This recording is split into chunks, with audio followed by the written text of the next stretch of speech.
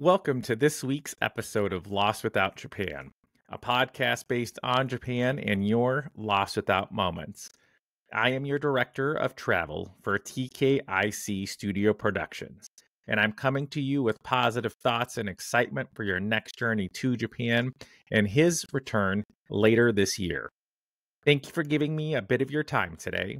I hope this podcast or video cast, depending on how you're taking in today's episode, finds you in a good place or on the path to a better one. We can all use a beacon like this one to help guide us during these times, and I hope that this show and Japan will be that for you. If you're new to the podcast or video cast, welcome. If you're returning once more to Lost Without Japan, thank you again for your time and returning once more. As always, the advertising I include with my shows is done for free and is meant to help continue to promote the friends of the show who we have interviewed in the past. As our group departs today for your trip, please double check that you have your luggage, your passport, and phone before we depart today. You have made it. Today's the day you continue your journey throughout Japan, so go ahead, take a few deep breaths, and come along with your tour group as we ensure your journey today is as incredible as ever, whether it's your first trip or return trip to this awe-inspiring country. Remember, you can always reach out to the show at lostwithoutjapan@gmail.com or at lostwithoutjapan on Instagram. If I can be of any assistance or answer any questions, whether it's before your trip, during your trip, after, whatever, don't hesitate. As always, today's timestamp can be found in our show notes for today's episode, where if you'd like to, you can just skip right to our talk on Kusatsu's day trip activities in Gunma Prefecture near Tokyo. In that same spot, you can also find the link for our show's Google document with resources and information on Japan and links to all past episodes in the description of today's show. Before our day trip on Kusatsu, two quick things. Number one, sorry for the show getting a bit out of the order and our Good Times episode coming out when it should have been this episode. But I teach art for a reason, my friends, at times, and getting those numbers out of order in Lipson ended up resulting in our show being a little bit out of order. Hope you can forgive me. In over 3 years, hey, it's bound to happen. But we aren't cutting anything out. We're not getting rid of any of the different episodes you've gone to accept or expect from us. So again, thank you. Looking forward to talking Kusatsu today. But I want to give a quick shout out to one of our past guests, the old Private House, where you can have the Shogun experience for a fully immersive getaway in the mountains of Nara, or just an intimate, bespoke lunch. The old Private House has got you covered. Return to Edo periods, dress up as a samurai, fight off ninjas in a one-of-a-kind, custom design, private experience. You can even have a movie of yourself, like doing all of the different battles and things. So check out their websites, neol.co.jp or Instagram at neol.jp to learn more. For today's trip episode, you can either take it in the podcast form, if you're listening to it right now, or on our YouTube channel as a video, allowing you to see firsthand what we're talking about today. During my talk along specific spots in Kusatsu, I will screen share what I'm discussing with you. That, as well as our Google Maps for today's show, will help provide you with a great way to help you decide what you'd like to do on your next trip. For those of you on Patreon, I'll include the doc we used for today's episode, as well as links to locations we've talked about, in an all-in-one spot with this document for your next trip. For those looking to blend a relaxing time, natural beauty, and a feeling of genuinely being immersed in Japan's culture, Kusatsu can either be a day or multi-day trip.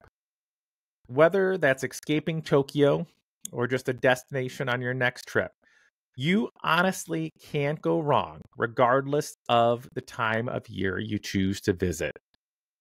Kusatsu's history goes back quite a bit, with the earliest recorded history of the area going back to around 710 to 794, where records talk about this hot spring of the area, its healing properties, which will come up again later, and some meaning behind the town and its name in these notes and things that you can find in the past.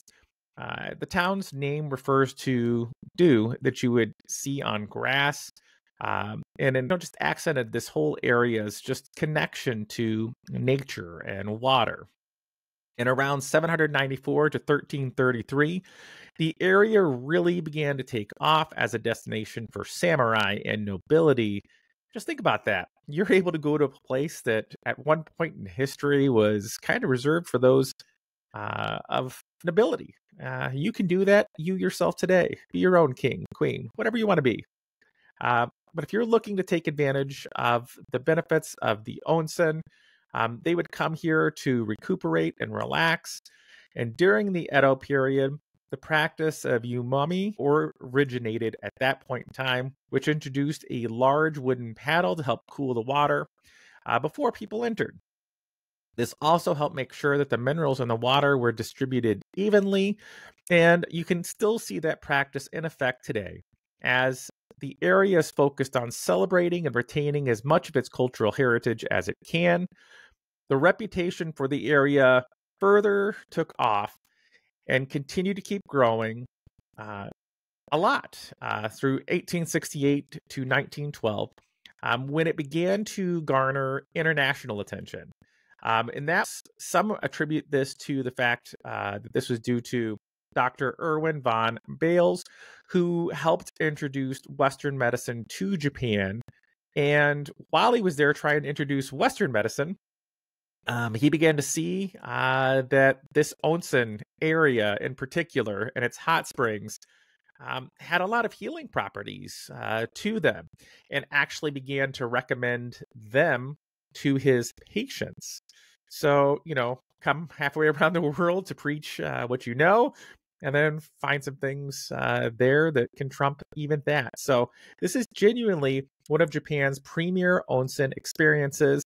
And, even if it is not as well known as a lot of the golden routes that people may visit when they find themselves visiting Japan, it is very much worth your time.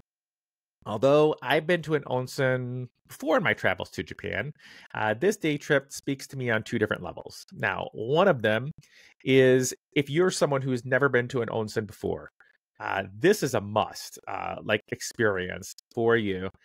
And even if you are someone who's been before, this is going to take that experience up to another level. And when you're traveling around Japan, it's really important to add on days that aren't necessarily to see something or experience something as much as it is to take care of yourself. And if you could do that while also creating those memories and having an amazing experience, all the better for it.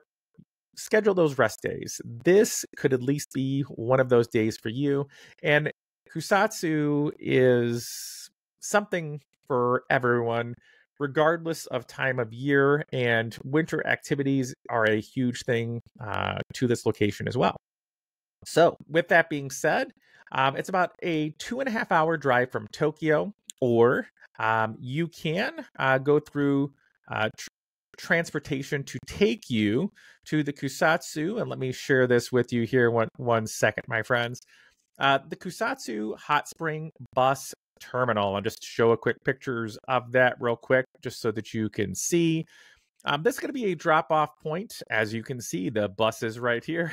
4 buses, my friends, along with some tourist information spots, the obligatory vending machine, and, so on. But just wanted to kind of show this to you so you could be aware of what you're looking for that.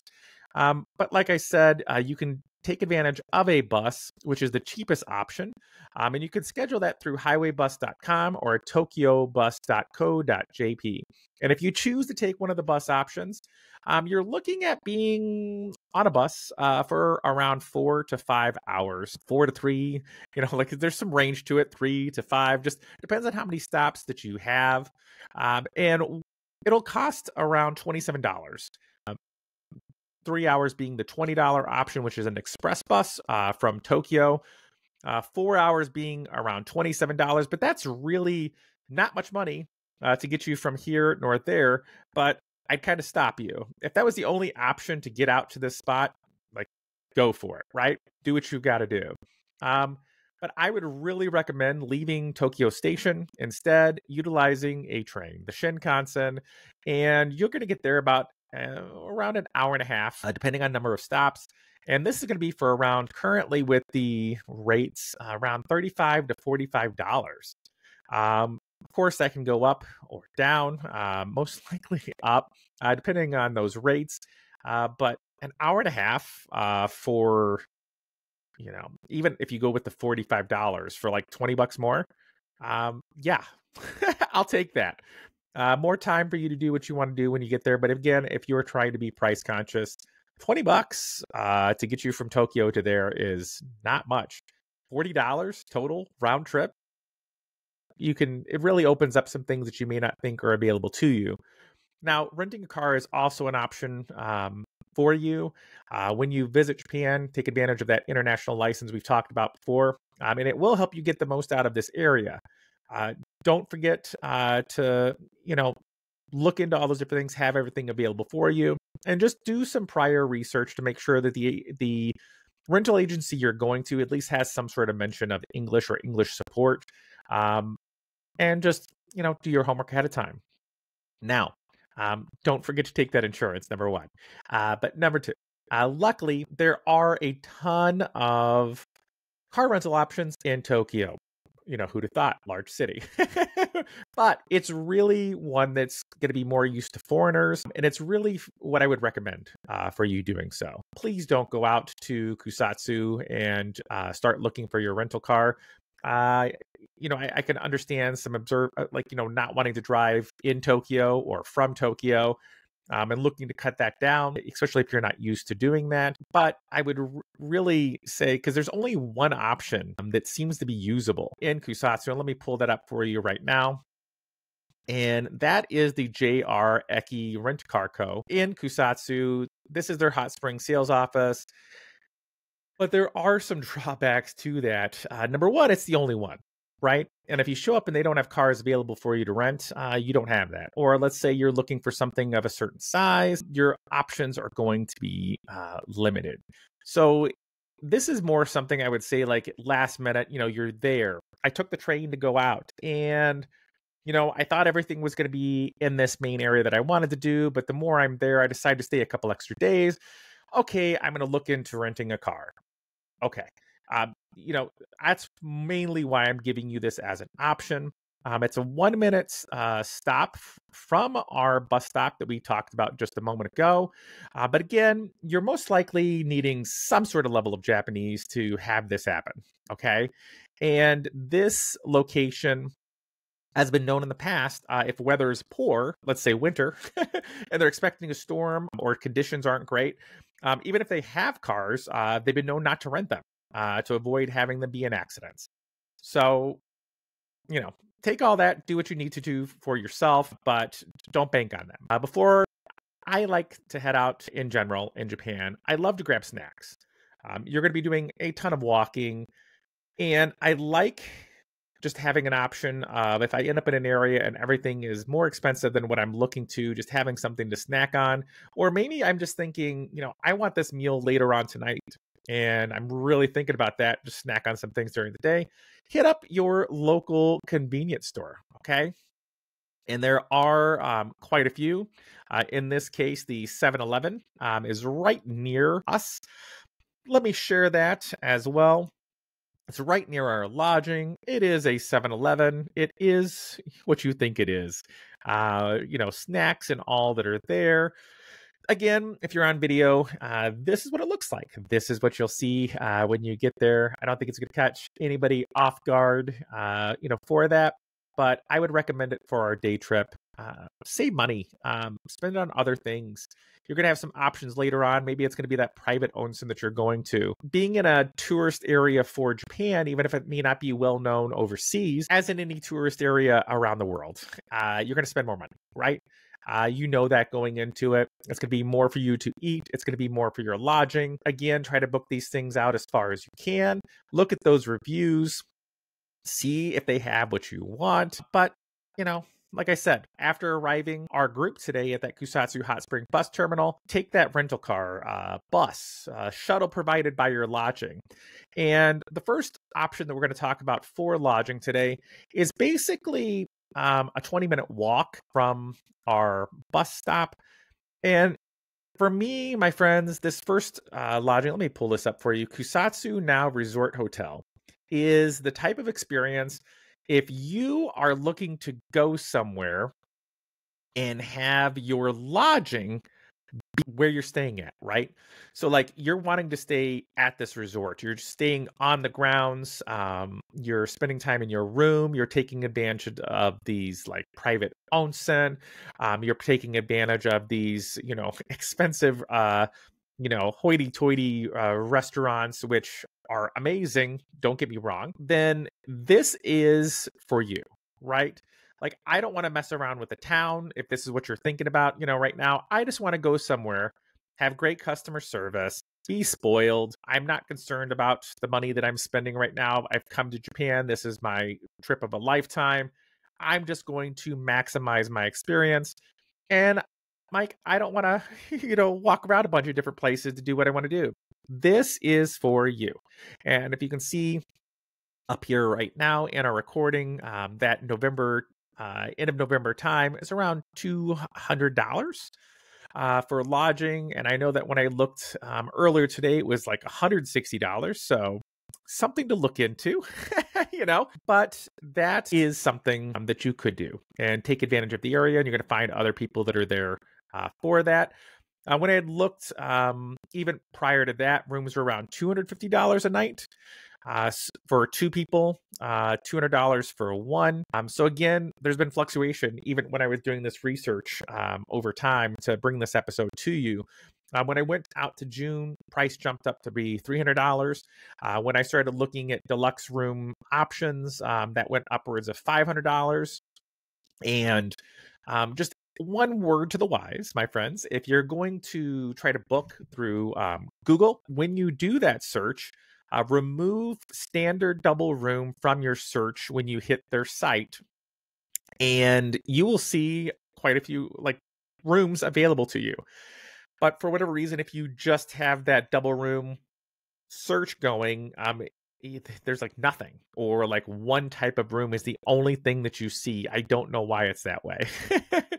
But like I said, this is definitely here, and it could be, that stop for you to take advantage of like this private onsen that you can go to. Let me pull this up for you real quick and share this tab, my friends. Let me show you real quick.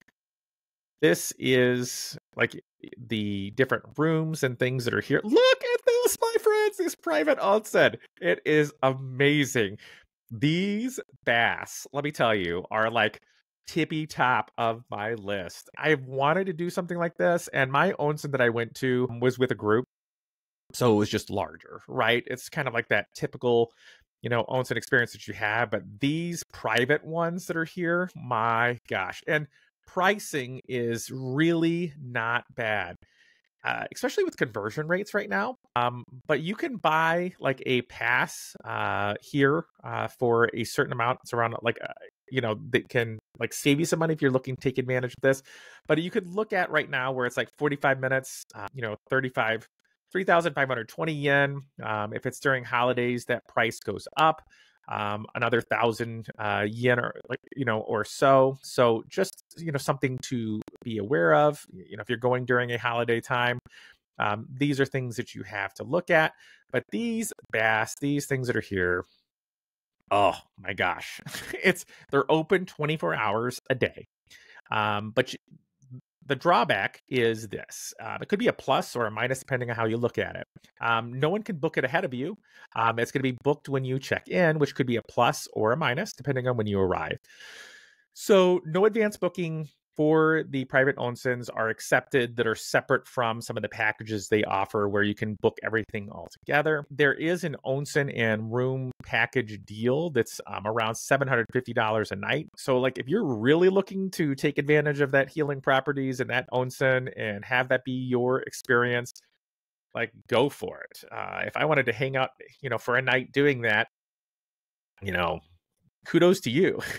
Kudos to whoever you go with, or yourself, just by yourself. It starts around, like I said, 3,520 yen, goes up to 7,040 depending on length of time.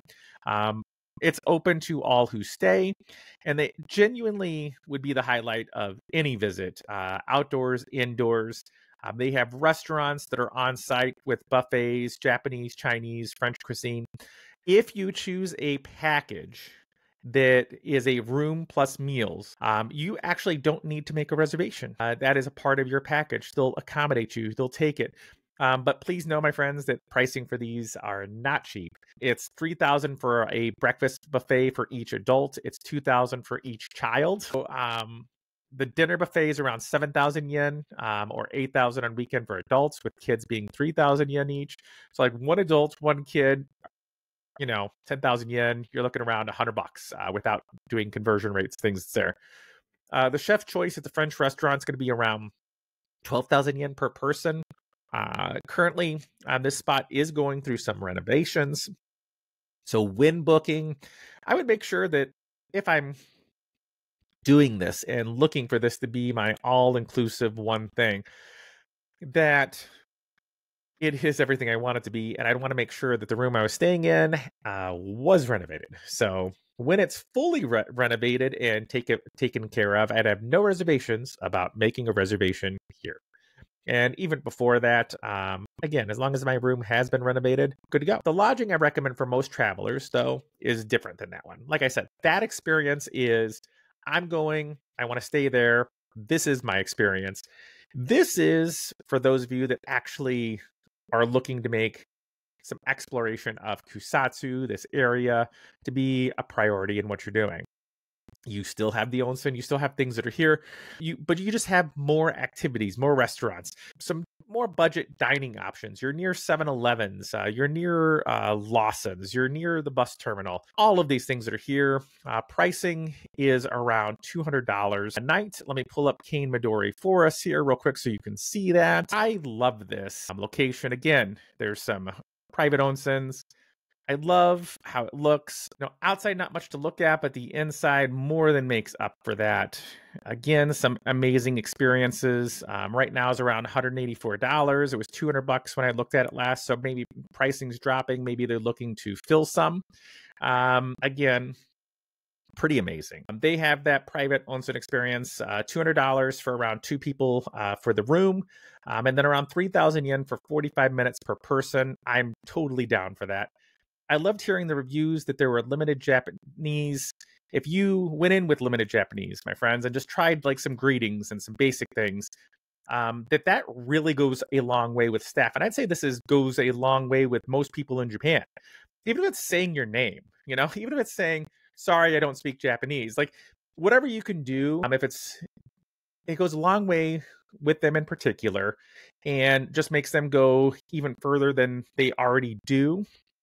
And it's great. This location is 6 minutes from the city center, opens up so many different things for you, regardless of if you rent a car or not, which is another reason I picked this spot for you.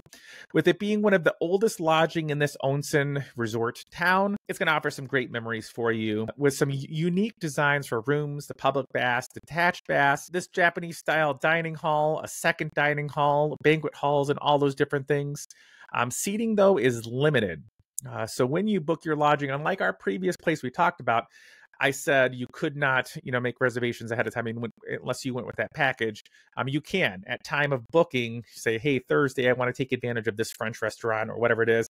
So make that reservation when you do your booking to make sure what you have. Don't wait till you arrive.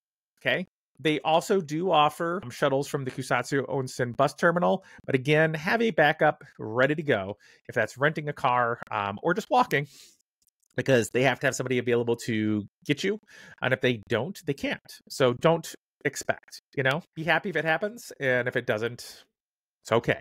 Just roll with it. Our starting point for today reminds me of that previous talk that I had with Sam when we were talking about the Mexican restaurant in Kyoto during our day trip talk.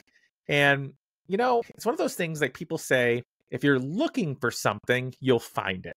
And if you're not looking for something, you won't find it. And I know that that's like, duh, Mike, but I don't know if it's because I haven't been looking for bagels or if this is really, truly unique, but I have to think it's unique because I love bread. I notice bakeries, right? So I would think that I would notice bagels as well. So finding Lucky Bagel for me is just so cool. I love all that they offer. I love the pictures. I love the sandwiches. I love the bread and its little Lucky Bagel mark. I love the sets. I love the pricing. I just love everything about this. The menu is around 300 yen per bagel, 750 yen for a bagel with topping and a coffee, tea, or juice, all hot, at no additional cost to you, those drinks, because it's a set. Or if you'd like iced coffee, it's 100 yen more. I don't know, maybe the ice is expensive. But it's 100 yen more. They are open from 8 a.m. to 4 p.m. every day, except for Wednesday and Thursday, with hours that vary during holidays. If you visit before January, there are some constructions going on outside the shop. It's outside a bunch of shops, but they are indeed open and will help make sure that your day starts off fabulously. I love their website. I'm going to show you real quick because you can check it out ahead of time. That's why you come to me, to get all the cool stuff, right? Things that you don't miss when you're going to go through yourself. Look at this, my friends. All these different bagel sandwiches, what you can add on them. It's in English and Japanese. There's all sorts of things. Just, oh my gosh. Here's all the things. Again, English and Japanese. Fresh apple tea. I'm down. Again, talking about the good morning sets. Please, when you have this, send me an email and say thanks, Mike. So cool. I love it. I know it's not your Japanese start to the day, but I think it would start any day fabulously. For under 1,000 yen, there's limited seating, but maybe it's just my reduced carb diet that I'm on, but this looks truly amazing. Now, for those of you that are like, Mike, I'm going to Japan, right? So I want to have something more than a bagel that I can have back at home. But I will tell you, food that is there is different, my friends. Even if you have pizza at home, if you have bagels at home, if you have bread at home, experience it. Go to your McDonald's, go to KFC. It is different. I promise you it's worth your time. But I understand those of you that are like, Mike, I want like a legit, what I could expect for a Japanese breakfast. And for you, my friends, I have you as well, Yamairo. And Yamairo, I'm going to share with you as well, is a breakfast restaurant and emphasis on restaurant. Fish, eggs, sausage, kind of a spread of things that are here. More of your unique, you got your soups, you have your rice, you have your salads, you have a bunch of different things that are here. And if you look close, you see your yen, you see, some menus and things that you could kind of zoom in, try to do some Google Translate with. You have your thick bread. There's the outside of the building. Unique. And it's going to be definitely more money, but it's something that I could probably do once if I was expecting not to eat for a while for the rest of the day. But it is open at 8:30 a.m. Till noon. But I would not arrive and expect to order any later than 11 a.m. I'd go before that because then they're going to avoid taking orders because they're about to close. So that's the same for a lot of them. A lot of restaurants, at least 30 minutes prior to closing, will stop taking orders. So don't be that person, my friends. The option, a dining option with you is going to run around 1,000 to 2,000 yen per person. Again, not a cheaper option, but still a very cool one. The salmon set is going to be around 1,900 yen and has 1 billion rave reviews for it. So take it in. One thing to note, though, that this shop is on the second floor of the establishment. And one really cool thing that I love about this is that there are some unique options that kind of make it stand out even more. But one quick thing, when you go, expect to see people waiting. Expect to see people waiting in the stairway or outside. There's a super limited space to wait inside the restaurant. So get there early, my friend, before it opens. So that you, at least 30 minutes before, can be hopefully part of that first group that gets you in, or at least in that waiting area, right? One other cool thing is that if you are having one of their herbal teas, this is so cool. Let me pull this, things up here. If you have one of the herbal teas that are here, you are going to be grabbing your own saucer. If you're watching the video version, it's right there. There are your teas to choose from. How cool is that? Like, you have so many different options. You choose your drink. Come on. So if you want a bigger meal in Japan, you can even order the Western set, which is around 1,500 yen, which is going to come with a lot of food. All of these kind of come with a lot of food, but this is like, again, here are the different sets and things that you can see.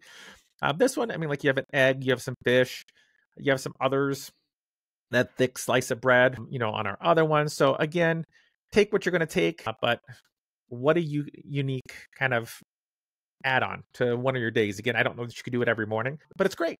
So take that in. Now that we're fully caffeinated and ready to go for our day, we're going to head off to kind of our first activity here. Let me share this tab for you. And that is Mount Kusatsu Shirane. And it's going to make you feel like you're in a totally different world. Now, you can use your rented car or board a bus prepared, to take you there as well. The summit, when you are able to view it, is going to give you a view of a 3-crater lake that's currently closed due to an increased threat of an eruption. It is still something I want to include, though, because that threat's going to pass eventually, right? You're going to be able to return once more, and it's going to give you, like I said, a sensation of being on a totally different planet and something unique, not just in Japan. If you're driving, it's going to take you 25 minutes to get there, get to a parking spot to begin your hike to it. If you utilize a bus, you're going to have a little bit more walking to do, my friends. It's going to be about 30 minutes of walking, or 25 after you end up taking that bus ride. So you still have some walking to get where you need to. One thing to take into note is some people might want to try to do this and also do the monkey park. Why not, right? You're a vacation. But if you want to take advantage of the express bus, it will not stop at the monkey park. So Snow Monkey Park, if that's part of what you're looking to do, don't do the express bus. This is going to be a very touristy, high cost area when you're out there. There's not really much of anything there, so they can charge more. It costs, more to get what you're getting. They're going to be smaller servings if you do order something, even for Japan. So just take that into fact. And before I'd head out there, I'd actually start checking weather apps. Is it foggy? Is it whatever that might dampen my time?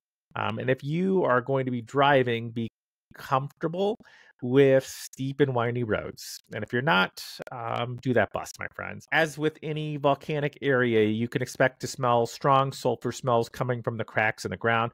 And you find yourself out here and coming across and it's closed and you weren't aware of it, and you come across this episode or these notes, you can still go to Shibu Pass to Mount Yokota and you can get some locally flavored soft serve, all while taking in the views of the Northern Alps. And that might be something we do for a future day trip episode. Now, our following location could end up being your entire stay with all of the things that are here. And it is a park. And it is free, my friends. A park that is free and open quite a bit. Did I hear you, Mike? Did I hear you? It's got to be something cheesy. No, my friends. It looks fantastic. It really does. It is probably, just by looks of this, larger than what I would think it is. So Let me just back up a second here. With this area, it is called Sayonakara Park. It is kid friendly. It's a place to go hike. It's a place to just get out for a bit. And, from your lodging, and it's a 10-minute walk from Cane Midori. And if you're looking to avoid that walk, you can always ask your lodging to help set you up with a taxi for one of the ways and maybe set up a return time for you as well. If you drive, you can park in the parking lot 1, Tengunyama parking lot 1, which I bookmarked for you for free. Please make sure to grab your own personal towel and a bag to bring things back in. That could be like a waterproof bag, comfy shoes, maybe at least one change of socks. You'll see why in a moment, as there are numerous foot baths and benches and paths that you can enjoy leisurely on your way to some open air onsen further in the park. During winter, it is still open, but I would not arrive there first thing. I would give them some time to clear off the pass. It's not a huge park, but it's going to provide you with plenty of memories. The foot baths can also be enjoyed for no additional cost. The water is going to be hotter than you'd expect, so check it out before sticking your entire foot or feet in it. Numerous families say they enjoy the pass, and they also do so as a path to walk their dogs. So it's a plus for me, but it may not be for everyone, as some people mentioned not being a fan of larger dogs. There is a bathroom, but at the moment it's under construction, so just look into that before you go. Make sure your shoes that you bring, have some tread on them, as the stones can be wet and extremely slippery. As I said, it is free, but the larger onsen that is there nearby is not. But the area at night looks amazing, so if it is lit up at night when you go, take advantage of it. With our first adventure out of the way, it's now to talk about some more dining options. And the first one that we're going to talk about, I'm going to share our tab again, is Torihiko. I can show some pictures here too. Japanese menu, some pictures, some not. So get that Google Translate downloaded already for you. Just make it sure you're ready to go. But it looks well worth its time. It's a 1-minute walk from Cane Midori. It seems to be a hit with local guides that are in the area, some Japanese comfort food at a price less than a lot of the surrounding areas without lacking the quality. The ami rice, the yakitori bowls, the katsudon, pork and chicken cutlet meals have tons, just everything has tons of positive reviews, ranging in price from 1,000 to 2,000 yen per person. It's going to make you feel like you're visiting your very own Japanese grandmother because it is a grandmother who runs this establishment by herself or sometimes with the help of one other person. So arrive early before opening, go on in, enjoy it. Don't expect for the hours to always be followed because when she gets tired, she shuts down. You can do what you want to do. You're a grown adult. So just get there early, enjoy the food, expect to wait. Anywhere from 40 minutes to an hour to get your food. Again, it's made by her, it's brought out by her, everything is done by her. So just come with some patience and an empty stomach with cash and enjoy your time. One other dining option besides that, let me just pull up our Torihiko real quick just to show you with it. Here we go, share this tab. So I want to show you before we head on our meals and things like that. So good. There's the ami rice. Just enjoy your time. Okay. For next for us, for what we have is going to be the Crimson Restaurant Kusatsu, which is going to give you something unique. One reason that I kind of bookmark this is you don't find a lot of places always that are wheelchair accessible, but this one is. So a plus. And curries and naans and rices and meals and just so many different things that you can look at for our time that's there. What makes it stand out to me, besides a relatively nice walk, it's an 18-minute walk, 3-minute drive, meals being around 1,000 to 2,000 yen per person. Again, nice pricing. Service times, again, going to be running a bit long, but your quality of meal, so many times in mentions and reviews, are rivaling what you would expect at like a super nice restaurant, even in Tokyo. There is an English menu. Some of the staff can even speak English. I know I'd be looking to enjoy the curry, the naan, the rice meals. You can even order takeaway online to bring it back to your own lodging. One of my favorite meals I've ever had is tandoori chicken. It was near the Tokyo Dome when I went back for my Fulbright time, and I've since that time, just keep on trying to find it, a meal that's as good as that one. So I'm going to give this one a go and see how it is. The hours are from 11 a.m. to 3 p.m. and 5 p.m. to 9:30. They can be closed on holidays or have varying hours, so look at that. From there, we're going to be going to Yubatake, and let's share this one as well. It is man-made. Okay, there's a 70,000 photos, so you know it's a popular area. And what it is, it's open 24 hours a day. It's a man-made collection of pools and foot baths and water that you usually find at an onsen. I'd recommend going at night, less people and just really cool views. You can even take advantage of the 7-Eleven that is nearby. There are many restaurants and souvenir shops around there. Exploring them, you might find some steam buns, some local specialties, some hot spring eggs that are 100 yen each. Again, less people, kind of unique. This whole experience, this onsen town really sets itself apart from others. Our final add-on recommendation is a fishing pond. And that fishing pond, you're like, Mike, a fishing pond? And let me just share this with you. It may not be for everyone. Okay. And I get that. So, but it is something that if it is for you, I just wanted to share this tab as well. One of the things that I've enjoyed doing in the past, I've been fortunate to do, is I've been able to fish in a lot of different locations worldwide. And a lot of time what we do when I go with my dad and my son, it's all catch and release, right? It's to catch it. They're with circle hooks to try to not harm the fish as much as they can, and you let them go. And it's not been something I've been able to do in Japan because I'm not bringing a pole with me, halfway around the world. If I did catch them, I wouldn't have a way to prepare them if I wanted to eat them. So, what are you going to do? So it's been something that I've kind of looked for different ways, but this location in particular, this fishing pond, in summer is going to provide you a nice break in temperature, and they are going to provide you with the ability to rent fishing poles and equipment. And then if you do catch fish, they're going to prepare them and cook them for you, or fillet them and have them so you could take them with you. If you happen to live nearby or camping, want to bring it to you to cook later. 3 fish and 1 rod is going to be around 3,000 yen. 2 rods and a total of 5 fish is going to be around 4,500. If you exceed, like you're super lucky and catch a bunch of fish, it's 900 yen per more. If you catch a fish, you can't put it back. So like if you catch one and it's small, it's still going to count as one of those fish, right? So it stops people from catching something and putting back in until they get what they want. Okay. If you've never fished with a circle hook before, it's not like a J hook that has the barb that hurts the fish. Like you pull up real quick and it's just caught. They do go off. So now there is a learning curve with it. Watch others. Like I said, if you caught 3 fish and you spent 3,000 yen, that's a meal for 1,000 yen each. They also serve soba for those of you that don't want fish, but it may be fish broth. Who knows, in that regard. So, it may not be for everybody, but come prepared with that translation app. No reviews mention anyone that is English speaking, no English signs, so on. So just be prepared to, do the best you can. Work your way through it. Be polite. Use that minimal Japanese. Say your name.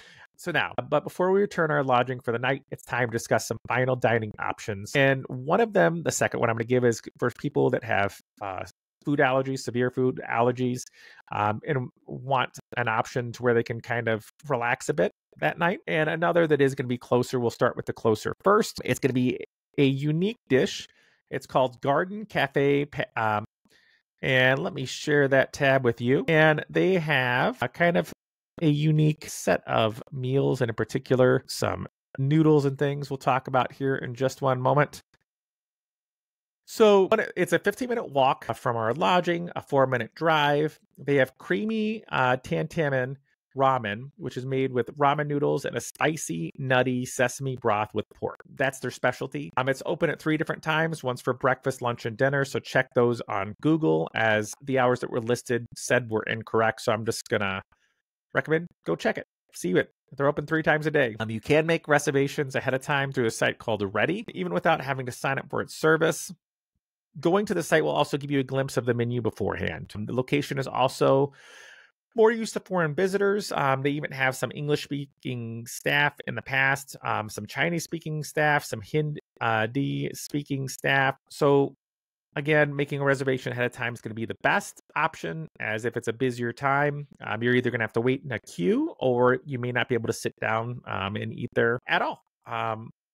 Next up is our last dining option. And this is one if you want to go all out, like all out. You're going to be probably more than 10,000 yen a person, more than $100 per person. But there's a lot that comes with that. Let me share that tab. First off is just like your presentation, the meal, the venue, everything that's there. Part of what you're getting from this experience is something that kind of places out. Like I said, it's elegant. They do have staff members that are fluent in English. They're going to provide you great customer service. And depending on what you order, your meal could consist of a bunch of little plates to have that meal that you would expect, that Thanksgiving style meal, that large meal that you would normally have at a ryokan. It can be difficult in such a heavily visited area to find a place that's not filled with tourists, and this is one of them. It's not going to be filled with a ton of tourists. Hot pot is a top of the wish list if I was able to make it there, but they are very, very aware of cross-contamination when it's due to allergies, and take that to the umpteenth degree. So if you say you have allergies, things here, they're probably going to already have that in effect for you without you knowing it. But again, they will go through. And if you're staying at Shigakogen, which we've talked about past in the show for ski resort, you can take a free shuttle to this location if you visit in winter or any time of the year. With that, we're going to end today's day trip and resume our adventure with our next regularly scheduled episode in 2 weeks. We're going to talk to past friend of the show. I get caught up, find out what's happening, because last time we talked, it was prior to Japan opening back up. So let's see we'll find out what's going on with him, what services have changed or not, but just something to look forward to. If you enjoyed today's show, please just take the time to give a follow, a like, or comment on your favorite streaming service. For updates, follow me on Instagram at Lost Without Japan. And if you really want to go above and beyond, join the show's Patreon at links in the show notes, and join the others who continue to donate to help save toward microphones that I'd love to use one day to record sounds of Japan and share them with you. For our song of the show, to take us out today, if you're on podcast land, it's going to be the band from Kusatsu, Overworld, performing Bittersweet from their studio session. And I will have that coming up next. If you're on video, click the link. Don't want it pulled from YouTube.